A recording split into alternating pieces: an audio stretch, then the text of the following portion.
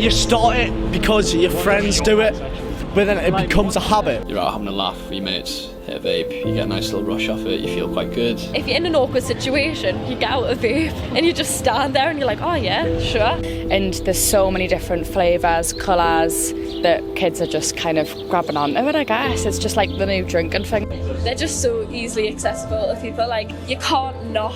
I don't want to say fit in, but like you do want to just feel like, oh well, everyone else is doing it, let's just give it a go. What's the harm? Inside the club, outside the club, smoking area, both. You don't have to go to the smoking area to have a bath. Stay inside, you can have a dance, you can share the vape. When everyone was getting hooked on them, everyone was like, this is my favourite flavour. And everyone had one on social media, everyone had one like on the table, on a photo. I just get a little elf bar and then it's fine. But then when you're hungover the next day, then you've still got the elf bar and then...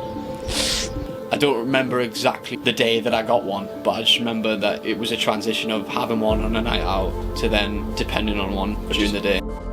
You vape when you're driving, you vape when you're walking. You know what I mean? You go out for a walk with fresh air, walking the dogs, and you just start vaping. I'm at home and I'm sat in my bed and I'm puffing on this. I can't just have a tab in my bedroom. It's to the point now where I still smoke cigarettes, but my vape's 24/7.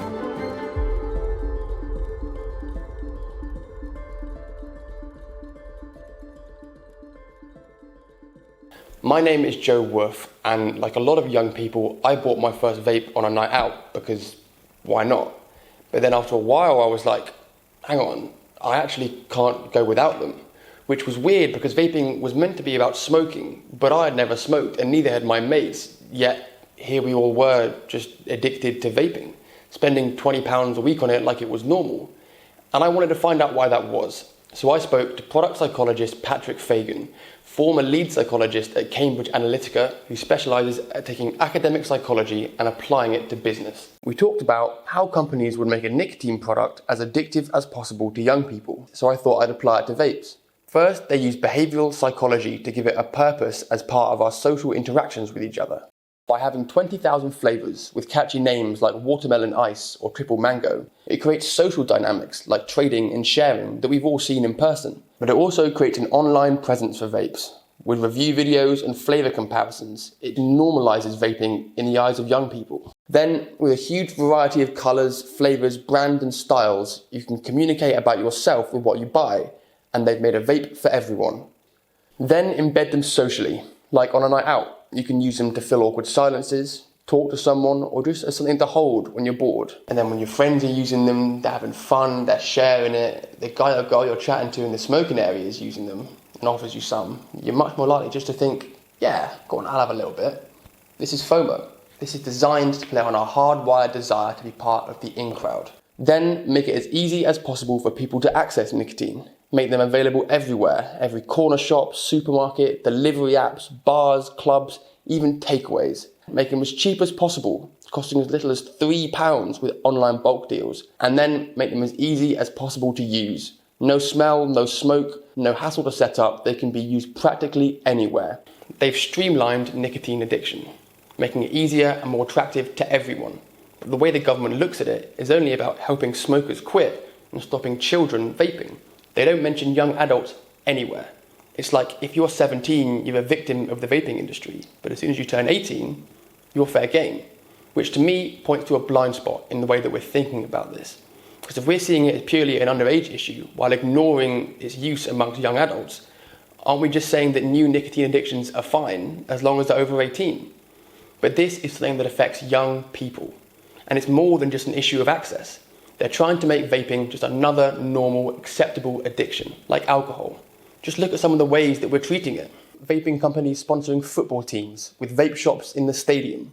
There were free vape advent calendars given to influencers to promote vapes on TikTok. And Discord communities with merch giveaways and vape video games. And the lifestyle marketing being used is identical to the ads that we had to ban for cigarettes for normalizing nicotine in the first place, or selling vaping as something to help people discover the joy of their true selves by exploring the depths of their minds and souls. Smoking rates have been going down for ages, which is great, but interestingly, vaping rates haven't been rising comparably until 2020, around the time disposables came to the UK. Then we see this. The vaping industry is quick to stress that they're not targeting young people. But if we look at the data, they are. Both in 2021 and 2022, the rise in numbers of youth vaping is significantly higher than any other age group. Because as sales from smoking decreased, these tobacco companies were under huge pressure from their shareholders to keep profits up. Vaping is their only hope. And after listening to Mitch Zeller, who leads the American government's approach to reduce deaths from tobacco, it doesn't sound that surprising. The top lawyer for Brown & Williamson, which was then the third largest cigarette company in the United States, wrote the following: "Nicotine is addictive. We are then in the business of selling nicotine, an addictive drug." He didn't say they were in the cigarette business. He didn't say they were in the tobacco business. He said they were in the business of selling nicotine. Just look at the mission statements by some of the world's biggest tobacco companies. Altria's moving beyond smoking. British American Tobacco's a better tomorrow. Japan Tobacco International's better future. Imperial Brand's healthier future. And Philip Morris's smoke-free future. These are the same companies that use doctors to promote their cigarettes and then launched huge disinformation campaigns when evidence started to link them to cancer in the 50s. A better future, but they're not going to stop selling cigarettes. So it's just words. The same is being done by Chinese vape giant iMiracle, who owns Elf Bar and Lost Mary and dominates the UK vape market.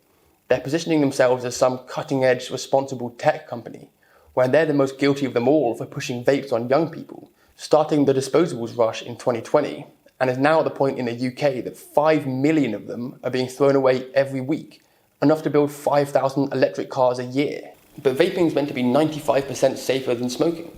Even the health secretary in 2023 is saying it in Parliament. It's 95% safer than smoking. Vaping is 95% safer than smoking. That factually and unequivocally is at least of a magnitude that Deborah said, 90 to 95% less safe than a vaping product. But I found that quite strange because both the World Health Organization and a global systematic review of 400 peer-reviewed studies on the health effects of vaping found that there were significant short-term harms, and for the major long-term harms like cancer and lung and heart problems, there just wasn't enough data to say either way.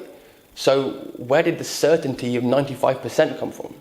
It came from this 2014 study where experts rated the harms of different nicotine products on 14 criteria.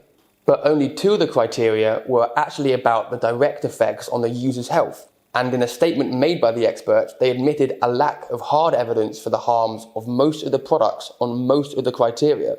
This study is wildly out of date, and I wanted to know what was going on now. So I went to King's College Hospital in South London, where I spoke to respiratory doctor Mike Waller to get his thoughts on it. So if you look at products of vaping, I think there's 2 main things. There's nicotine, which is the addictive drug. The other chemicals in vapes are those that create the smell and the smoke. These are chemicals created in the laboratory.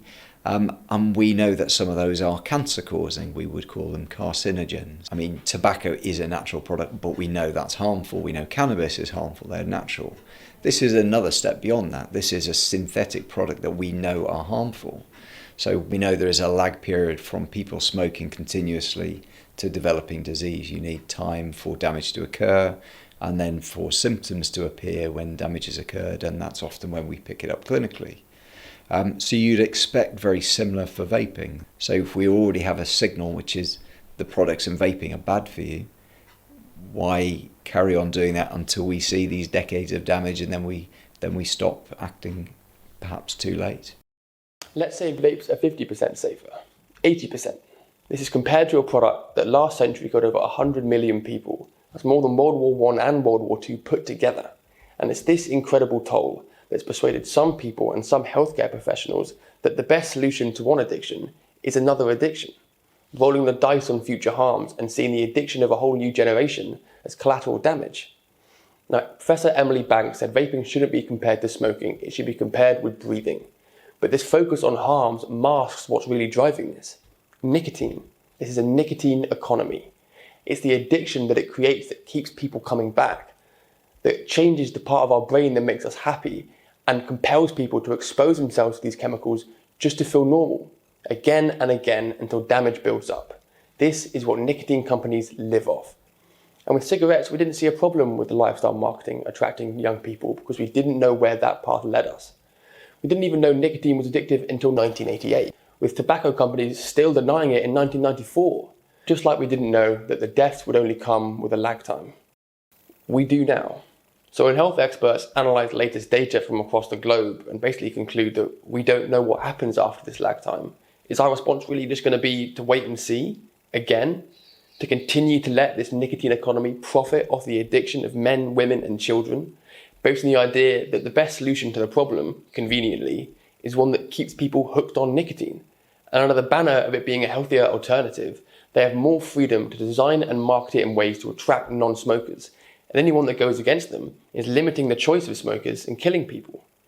The question is, are we going to look back at this in 60 years and think, how did we let it happen again?